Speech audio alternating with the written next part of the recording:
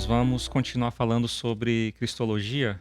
Eu ainda quero usar mais uma aula e quando nós falamos de cristologia já estamos entrando no assunto direto de soteriologia, né, que é a doutrina da salvação. E eu queria mais uma vez que nós explorássemos juntos um pouco a carta aos Hebreus. Essa carta que nós não sabemos o autor. Eu queria trazer com vocês algumas menções desse autor a respeito de Jesus. E eu mencionei como pincelada na aula passada sobre Jesus sendo o sumo sacerdote, né? E nessa carta o autor vai construindo o argumento da superioridade de Cristo Jesus sobre todas as coisas, né? Então não sei se vocês lembram, Jesus é superior aos anjos, Jesus é superior a Moisés, à lei, e ele vai trabalhando nessa excelência de Cristo sobre todas as coisas. Eu falei que Jesus Cristo é a razão do universo existir, né? Todas as coisas são feitas por Ele, para Ele, por meio dele. E agora eu vou trazer um pouquinho essa questão do sacerdócio de Cristo, né? Então isso se encontra em Hebreus capítulo 7. Eu queria ler com vocês aqui, capítulo 7, versículo 1. Esse Melquisedeque, rei de Salém e sacerdote do Deus Altíssimo, encontrou-se com Abraão quando este voltava, depois de derrotar os reis, e o abençoou. E Abraão lhe deu o dízimo de tudo. Em primeiro lugar, seu nome significa Rei de Justiça, depois Rei de Salém, quer dizer Rei de Paz. Sem pai, sem mãe, sem genealogia, sem princípio de dias, nem fim de vida, feito semelhante ao Filho de Deus, ele permanece sacerdote para sempre. Bom, está falando de Melquisedeque. Melquisedeque parece que é um parênteses dentro da história de Israel, porque sacerdote tem que vir da linhagem de Arão. E aí, o autor de Hebreus vai argumentar que Jesus ele não veio da linhagem de Arão, e é correto. Jesus ele não veio da linhagem dos levitas. Ele é um judeu, mas ele é lá do norte. Isso. Davi, leão da tribo de Judá. Então, Jesus, na expectativa do povo hebreu, não poderia ser um sacerdote. Embora, até nós já vimos isso, que o sacerdócio, neste momento histórico, estava corrompido. Tinha gente lá que não tinha nada a ver com Arão.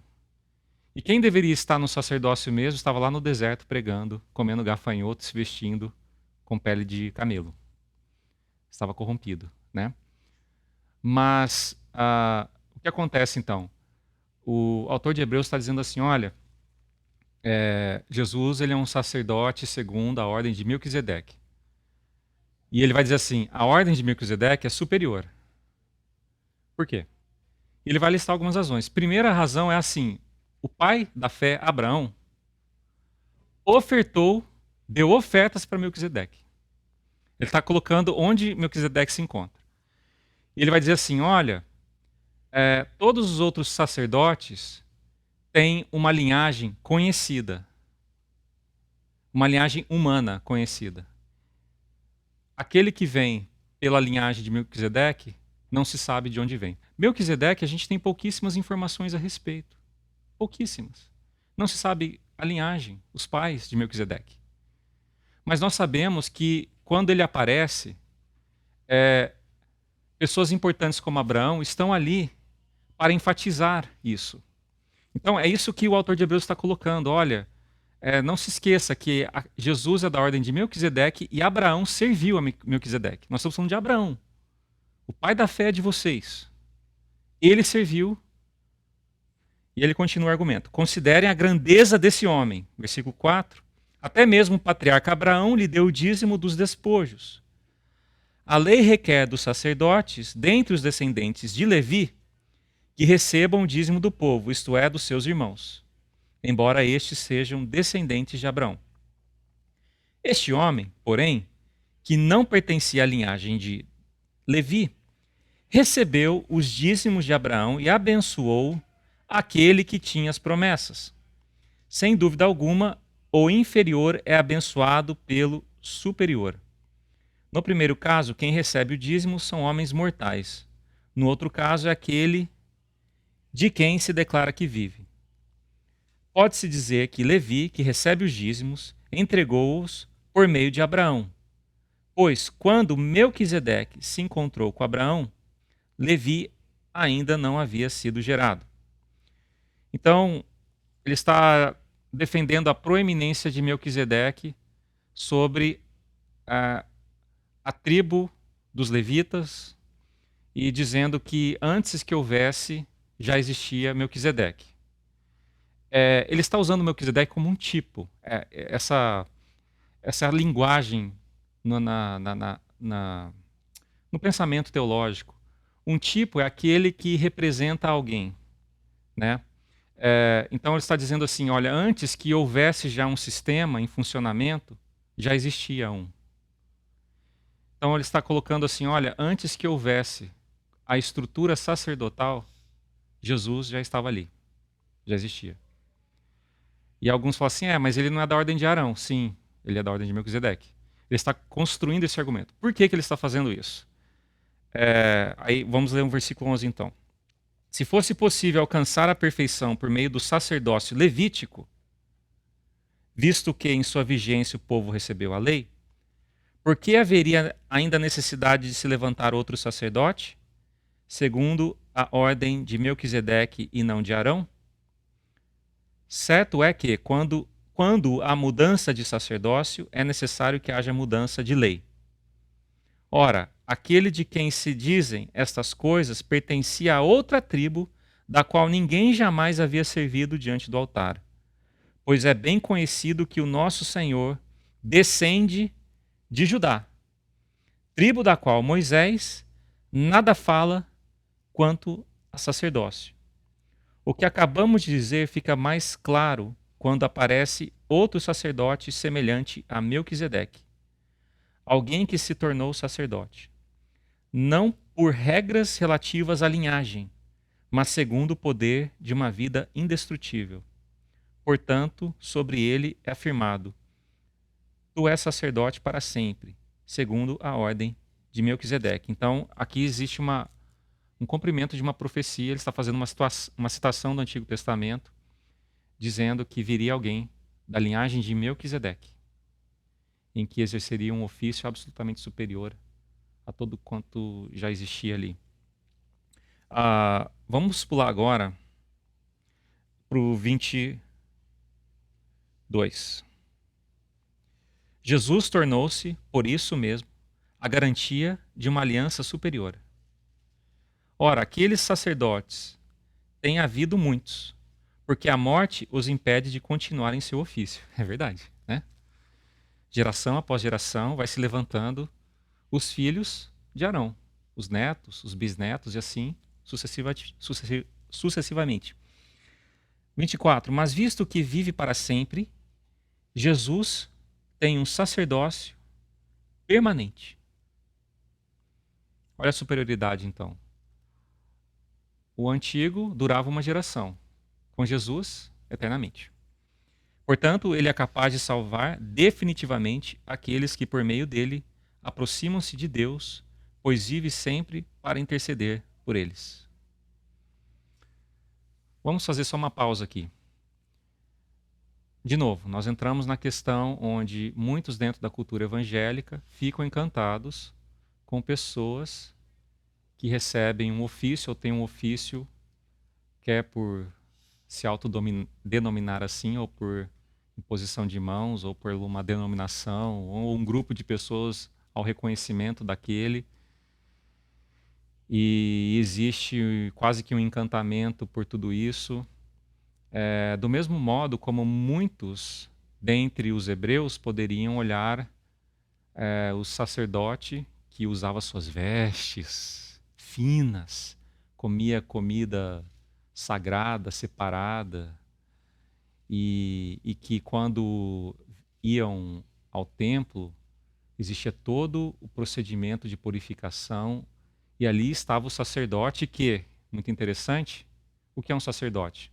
Sacerdote é um homem que representa Deus diante dos homens e representa os homens diante de Deus. Esse é o sacerdote. Certo? Então, se construiu uma imagem de um líder sagrado, quase que intocável, sacerdote. O homem do templo. Já se diz muita coisa. O templo não se vai de qualquer maneira, não se porta de qualquer maneira, você chega por baixo, trazendo sacrifícios. É assim. E você depende do mediador sacerdote para que, por meio da ação dele, Deus ouça você e perdoe seus pecados. Aí você transporta isso para os nossos dias. Percebe a semelhança? Qual é o problema? Que hoje nós não mais vivemos pela ordem do sacerdócio de Arão. As pessoas continuam agindo como se ainda estivessem vivendo segundo a ordem do sacerdócio da velha aliança. Jesus Cristo é da nova aliança. O que tem que causar encantamento nas pessoas? Não são aqueles que se levantam em nome de Jesus, mas o próprio Jesus. Qual é o problema? O problema é que o pessoal leu o Antigo Testamento e esqueceu de ler Hebreus. Esse é o problema. Porque Hebreus está mostrando a razão do Antigo Testamento existir, para servir como uma preparação, indicativo e uma sombra daquilo que viria. Quantos erros na nossa cultura evangélica fazemos por desrespeitar textos tão claros, nítidos, cristalinos como este? Se o autor de Hebreus pudesse ter a chance de escrever novamente no nosso contexto, ele repetiria tudo, trazendo aplicações para a salada do mundo sincrético religioso que nós vivemos. E dizendo: vocês não são judeus, mas vivem como se fosse. Certo? Vocês devem viver uma nova ordem. A ordem do sacerdócio de Melquisedeque. Esse é eterno. Esse é eterno. Exato. E você pode entender, então, um teor quase que agressivo para os leitores dessa carta. Antes de Abraão.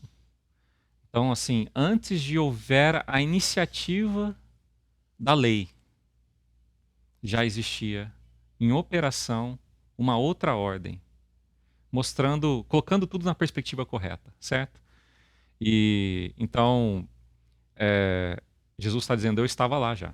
Então, o autor de Hebreus está desconstruindo não aquilo que Deus construiu, mas aquilo que o homem construiu em nome de Deus por causa da religião. Né? Então, e essa é uma questão interessante. Mas vamos continuar lendo aqui. Versículo 25. Portanto, ele é capaz de salvar, Jesus é capaz de salvar definitivamente aqueles que, por meio dele, aproximam-se de Deus, pois vive sempre para interceder por eles. Então, os sacerdotes anteriores já morreram, não intercede por ninguém. Você tem que procurar um outro agora, cara, porque aquele já foi. Mas Jesus não. Ele não foi. Ele está lá. 26. É de um sumo sacerdote como este que precisamos. Santo, inculpável, puro, separado dos pecadores, exaltado acima dos céus. Ao contrário dos outros sumos sacerdotes, ele não tem necessidade de oferecer sacrifícios dia após dia. Primeiro, por seus próprios pecados, que é o que os sacerdotes sempre faziam. Eles não poderiam representar Deus diante do povo antes de certificar que a humanidade, a carnalidade e os pecados dele mesmo fossem perdoados e purificados.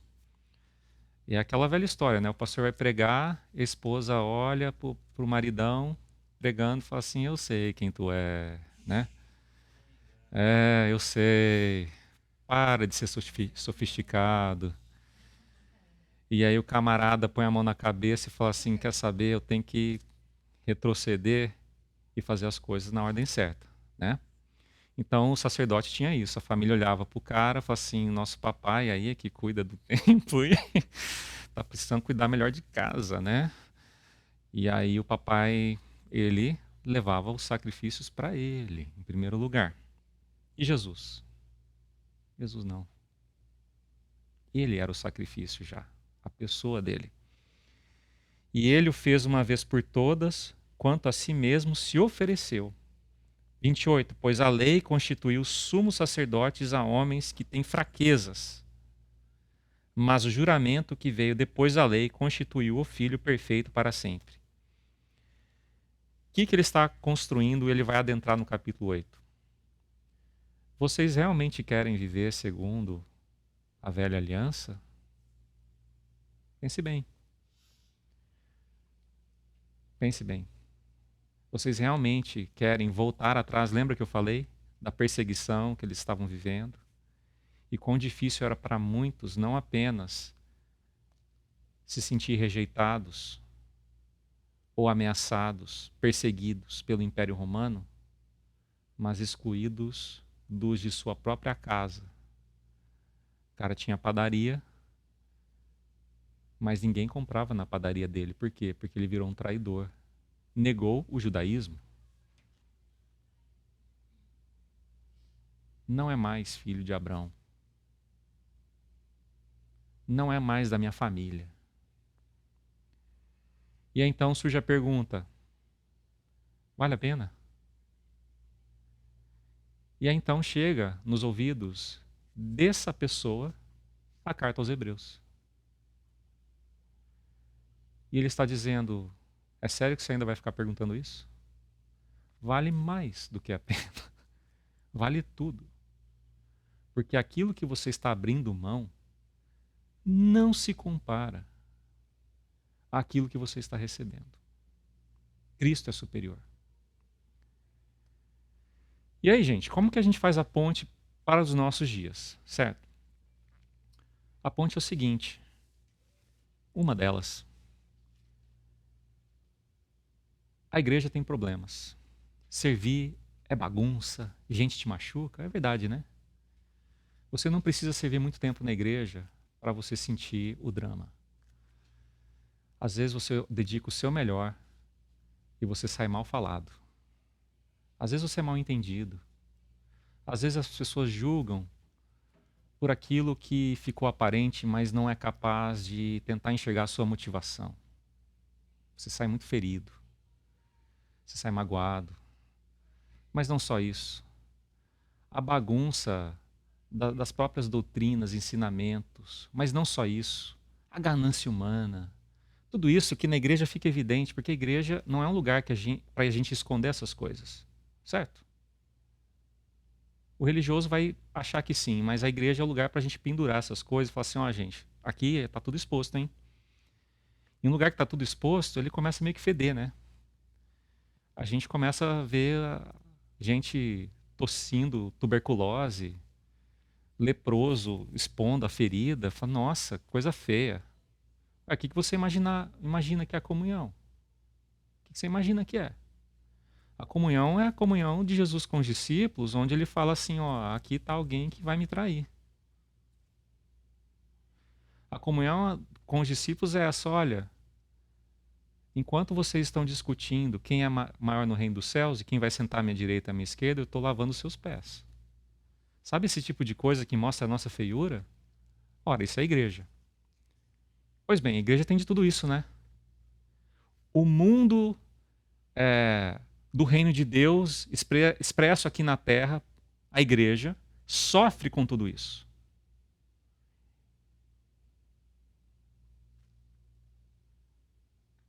Vale a pena?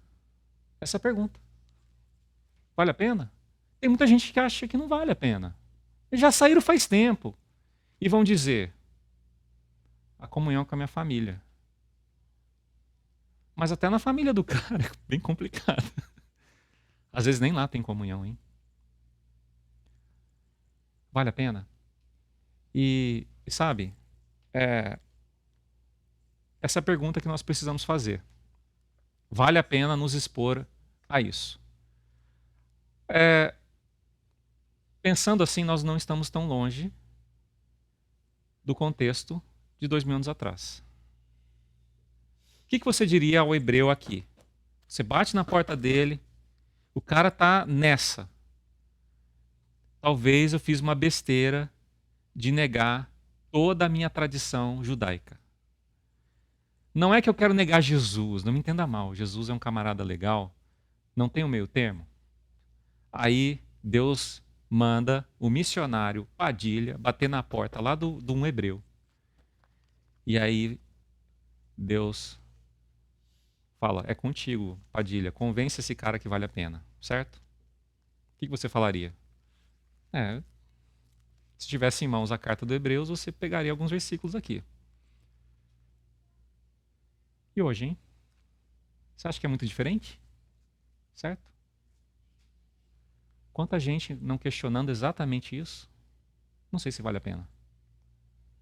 Não sei se vale a pena ir na celebração da igreja. Isso aí vale. Vale muito a pena, ainda mais quando tem almoço, churrasco, aí nem se conta. Vale muito a pena. Vale muito a pena ir numa banda em que todo mundo canta bem, no final você ganha reconhecimento e você faz o que gosta, que é tocar. Vale muito a pena. Vale muito a pena participar de um ministério onde as coisas estão encaixadinhas, onde existe a notoriedade, e enfim, onde você se sente bem. É quase que um clube. Vale muito a pena, vale, mas não é disso que eu estou falando. Eu estou falando da sujeição do seu coração e a renúncia a tudo na sua vida. Eu estou falando de você olhar para o irmão que te magoou profundamente e falar assim, eu perdoo em nome de Jesus e continuo disponível para te amar. Não vou fazer você meu melhor amigo. Eu tenho melhores opções. Mas você nunca deixou e nunca deixará de ser meu irmão. Nunca deixarei de te respeitar e de tratar com honra você. Não, pastor, não vale a pena. Pois é, então pega Hebreu e joga no lixo. Porque parece que Jesus não é tão superior assim. Parece que Jesus não é o nosso primeiro irmão. O que você acha que Jesus, irmão mais velho, chegaria e diria para você a respeito dos outros irmãos que você tem? Só presta atenção em mim. Pega os outros e joga no lixo. É isso que Jesus falaria? Eu e ele estamos juntos na mesma família e temos o mesmo pai. Quando você menospreza o irmão que seja, é a mim que você está menosprezando. E aí a gente começa a ver a dificuldade da igreja com os pecados e as limitações, os conflitos. E junto a isso,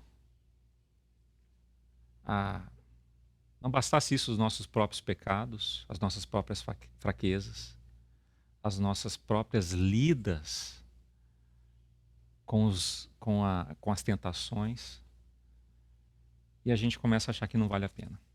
Tá certo? Então, quando a gente lê a Bíblia, o que tem que acontecer, gente?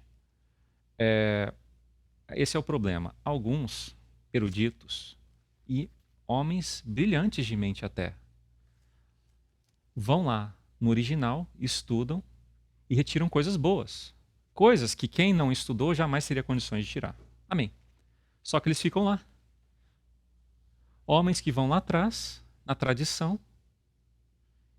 e ficam lá. Não transportam. E aí tem o problema também de homens que nunca vão lá, pegam um negócio cuspido e vomitado por aí e já jogam para cá. O que a gente tem que fazer? A gente tem que ir para lá, mas necessariamente voltar. Tem pastores que só vão e ficam. Tem pastores que nunca vão e só estão. As duas coisas estão erradas. A pregação e não só a pregação, mas a arte de ler a Bíblia, de entender a Bíblia é esta. De você se colocar no lugar daqueles que estiveram, mas pegar o conteúdo e transportar para cá hoje. E aqui que está uma grande confusão também, e eu vou abrir, eu sei que eu estou abrindo um parênteses, que tem mais a ver com bibliologia. Quando a gente fala da suficiência das Escrituras, que foi algo que os reformadores resgataram. A Bíblia é suficiente. É bom nós falarmos isso, não é? Qual que é o problema de nós falarmos que a Bíblia não é suficiente? Isso abre margem para quê? Certo? Vou dizer assim, a Bíblia não é suficiente para nos mostrar tudo aquilo que precisamos para viver a vontade de Deus. Então, significa que a gente precisa de mais coisas. E essa outra coisa vai vir de quem? Vai vir de qualquer um que vier em nome de voz de Deus. E aí, meu irmão? Pode acontecer qualquer coisa. Vejo o perigo de nós falarmos que a Bíblia não é suficiente. Agora, também tem outro perigo. De eu falar que a Bíblia é suficiente nas aplicações ou na contextualização. Ela está longe de ser. A Bíblia é suficiente no seu conteúdo da fé, mas não na aplicação deste conteúdo para o dia a dia. Por quê? Porque o autor de Hebreus, ele escreveu para um povo específico lá atrás, num contexto específico. Ele não está escrevendo para imigrantes nos Estados Unidos no século XXI. Ele não tinha nem a noção disso. Então, quando alguns pregadores chegam e falam assim, que a Bíblia precisa ser atualizada, eu sei que alguns até podem forçar a barra e você não gostar da linguagem dele. Não estou defendendo. Mas procure entender que, de fato, em muitas coisas, a Bíblia precisa ser, pode me jogar pedra se quiser, atualizada na sua aplicação, gente. Aí que o pessoal, às vezes, não faz questão de enfatizar. Eu não creio que a Bíblia precisa ser atualizada em seu conteúdo. Por quê? Porque veio de Deus e Deus é a verdade, Deus não se contradiz. Ele não precisa fazer um apêndice naquilo que escreveu lá atrás e falar assim, olha, não é bem assim, eu meio que me enganei. Deus não precisa disso, gente. Mas ele faz um apêndice e fala assim, por meio do Espírito Santo, tu que lê a verdade imutável, procure colocá-la relevante no seu contexto, pelo amor de Deus, pelo amor do meu nome, certo? Porque se você ficar só lá atrás, você é um erudito religioso. Pode ser até aplaudido pelos homens, mas absolutamente irrelevante. Entenderam? Então, algumas pessoas até perguntaram da Ed René, coisa assim, porque eu sei que ele é uma pessoa que trouxe isso à tona.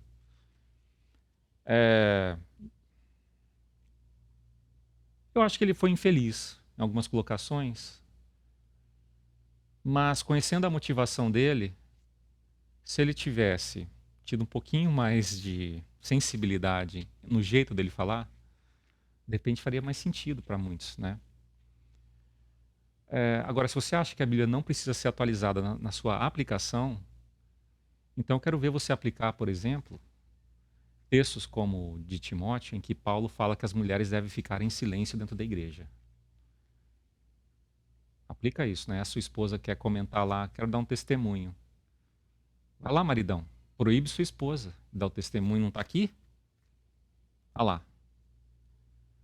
Como é que a gente faz então, pastor? Como é que a gente faz? É porque você não está sabendo fazer a distinção.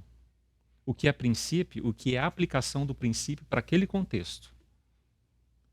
Qual é o princípio por detrás de que as mulheres deveriam ficar caladas? Bom, a cultura secular, o mundo pagão, vai dizer machismo. Paulo era machista. Sério? Será? Pode ser. Bom, se eu tivesse a bagagem que vocês têm olhando de fora, a conclusão mais natural possível. Paulo era machista. Agora, percebe que ele não coloca isso para outra igreja? Ele não vai falar isso aos Efésios, às mulheres lá de Filipenses. Ele fala para uma igreja específica. Por quê? Porque não se trata de um princípio que as mulheres têm que ficar caladas. Onde é que nós vemos Deus encorajando esse tipo de postura? Agora, o que estava acontecendo naquela igreja provavelmente era o seguinte: as mulheres estavam desrespeitando o processo natural das coisas dentro da igreja, a ponto de que homens estavam se sentindo ofendidos. Mulheres dando opinião onde elas não eram chamadas, inclusive viúvas. Aquelas pessoas ociosas que não tem muito o que fazer na vida, quer ficar cuidando da vida dos outros, sabe isso? É gente bisbilhoteira, fofoqueira, cheio de titititi. Parece que não estava acontecendo muita coisa em casa, então usava a igreja para criar situação. Esse é o cenário. E aí, então Deus levanta Paulo como mentor para ajudar Timóteo. E ele dá uma recomendação: olha, incentive as mulheres a entender o seu lugar. Agora, não é só as mulheres que têm que entender o seu lugar, os homens também. Só que naquele caso o problema eram as mulheres. Em outros casos o problema é um homem. Como, por exemplo, o senhor da casa desrespeitando aqueles que trabalhavam para ele. Aqui a palavra é direcionada para o homem mesmo. Toma vergonha na cara. Trate o seu servo como o seu pai trata você. Seu pai celestial. Percebe?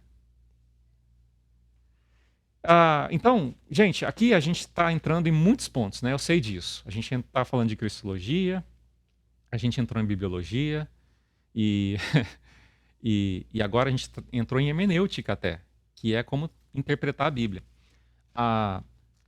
Tem muita gente que erra por não entender o princípio por detrás.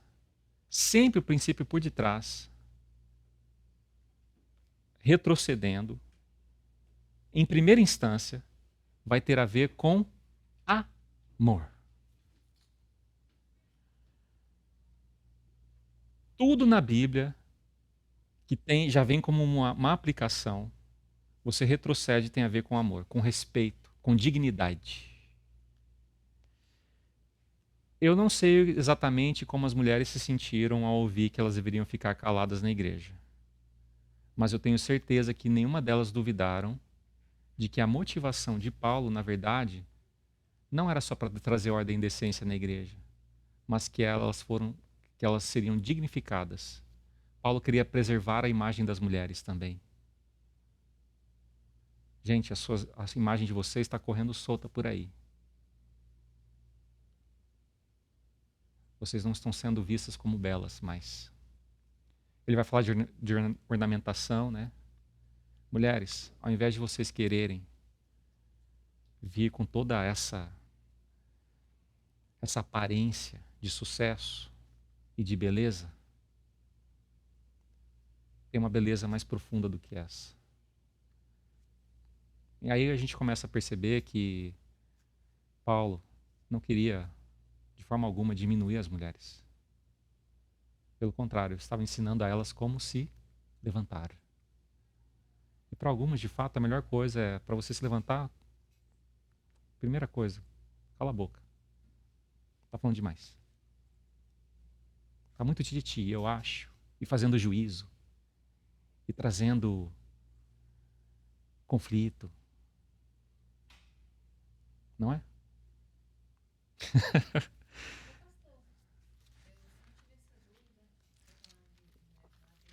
Aham.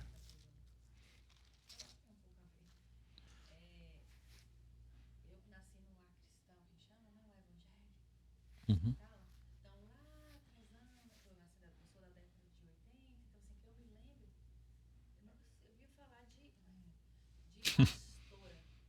Uhum. É. Uhum.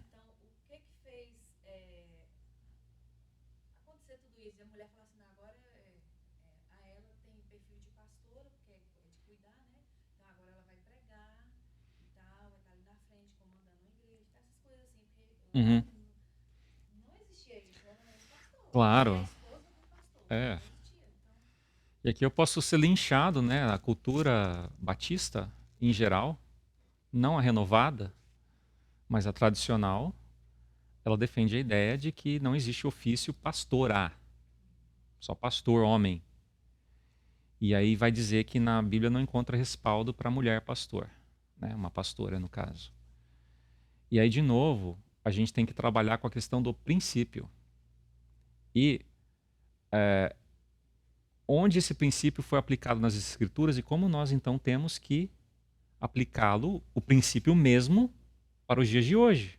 É isso que eu estou dizendo, que a Bíblia precisa ser atualizada na sua aplicação, não no seu princípio. A questão do ofício, como vindo da parte do homem, pouco importa, na verdade. Nós já temos muitas mulheres aí que não recebem o ofício e título pastora, mas funcionam como excelentíssimas pastoras, ministrando a mulheres, principalmente, mas também a homens. Tudo dentro de um bom senso, é óbvio, certo? Nenhuma pastora impondo autoridade, até de uma forma constrangedora, deixar a mulher do cara brava com ela entendendo o seu lugar. Gente, por isso, para mim, pouco importa se alguém recebe o título de pastor ou não. Se ela ama ovelhas e cuida de ovelhas, para mim ela já é pastora há muito tempo atrás. Não interessa. Título de homem pouco importa. Certo? Portanto, às vezes eu vejo as pessoas chamando a minha esposa de pastora. Se você vê nela um cuidado pelas ovelhas e tem um coração aberto para ser ovelha dela, fique à vontade. Faz todo sentido chamá-la de pastora. Agora, tem muitos que chamam a minha esposa de pastora e aí eu estou abrindo o leque. Não só a minha esposa, mas qualquer pastora ou pastor. Mas, no entanto, jamais quer se colocar como uma ovelha dela. Está vendo a incoerência? Você está preso a títulos. Eu estou preso mais à funcionalidade. Pouco importa título. O que importa é a função. Tá? Então, a igreja, ela se torna menos religiosa, o que é uma bênção, quando ela se importa mais com as funções do que com os títulos. Tem gente que fala, desculpa porque eu não chamo o Senhor de pastor. O bom pastor é só um. Todos nós somos ovelhas. Agora, se você me faltar com respeito e não me ver como alguém que tem um chamado legítimo de Deus, aí é outra questão. Mas não se preocupe com títulos. Me chame do que você quiser. Tá certo. E aí, gente, o nosso tempo está quase indo. Eu tenho que ler algumas porções do capítulo 8 para a gente continuar, tá bom? Vamos lá, capítulo 8, versículo 1. O mais importante do que estamos tratando é que temos um sumo sacerdote como esse, o qual se assentou à direita do trono da majestade nos céus e serve no santuário, no verdadeiro tabernáculo que o Senhor erigiu, e não o homem. Todo sumo sacerdote é constituído para apresentar ofertas e sacrifícios, e por isso era necessário que também este tivesse algo a oferecer. Se ele estivesse na terra, nem seria sumo sacerdote, visto que já existem aqueles que apresentam as ofertas prescritas pela lei. Eles servem num santuário que é cópia e sombra daquele que está nos céus, já que Moisés foi avisado quando estava para construir o tabernáculo. Foi avisado o quê? Aí vem, tenha cuidado de fazer tudo segundo o modelo que lhe foi mostrado no monte. Agora, porém, o ministério que Jesus recebeu é superior aos deles, assim como também a aliança da qual ele é mediador é superior à antiga, sendo baseada em promessas superiores. Tá bom? Lê mais um pouco. Pois se aquela primeira aliança fosse perfeita, não seria necessário procurar lugar para outra. Até aqui tá bom. Jesus, então, ele trouxe uma nova aliança. E sabe, vamos aqui então trocar em miúdos algumas questões importantes. A nova aliança requer de nós sacrifício, requer de nós renúncia, requer de nós uma postura de zelo, mas nós temos que fazer uma distinção. E é aqui que o pessoal se confunde também. Nós não mais aproximamos de Jesus ou de Deus nos moldes do Antigo Testamento. E aí tem galera sobrando para todo lado. Uma galera vai dizer, vai agrudar nos moldes antigos e dizer Deus é zeloso e nós temos então que cumprir com essas questões. Literalmente dizendo, como por exemplo a guarda do sábado. Do sábado, não domingo, sábado. Mas aí tem uma outra galera dizendo assim, tudo é sombra e as coisas fizeram novas. Legal, tá certo. Dando a sugestão de que agora vale tudo. Vale qualquer coisa. Mas nós agora estamos diante de um tabernáculo superior, de um sumo sacerdote superior. Se já havia zelo para aquilo que era inferior, imperfeito, representativo e sombra, quanto mais aquilo que é real, perfeito, eterno, superior. Parece que a galera esqueceu então desse ponto, né? O véu rasgou, o que a gente faz? Entra solando. Opa, recolhe a perna porque o véu rasgou. E o que veio no lugar? A sensação que a gente tem é assim: o véu rasgou, logo vai tudo por água abaixo. E nada ficou no lugar. O que ficou no lugar é eu com a minha liberdade. Toca aí, Jesus. Sério? Não, não é isso que estou lendo. O que está no lugar é um tabernáculo no céu, com Deus à direita, em sua majestade, cheio de glória, intercedendo por nós. A graça de Deus nunca pediu para a gente jogar no lixo o zelo. Certo? Zelo por Deus. Zelo por Jesus. Não é formalidade. Não é ritual. Não é religiosidade. Aí uma galera até bem intencionada, não sei, na tentativa de não ser mais religioso, que é uma coisa excelente, acabaram jogando junto àquilo o zelo.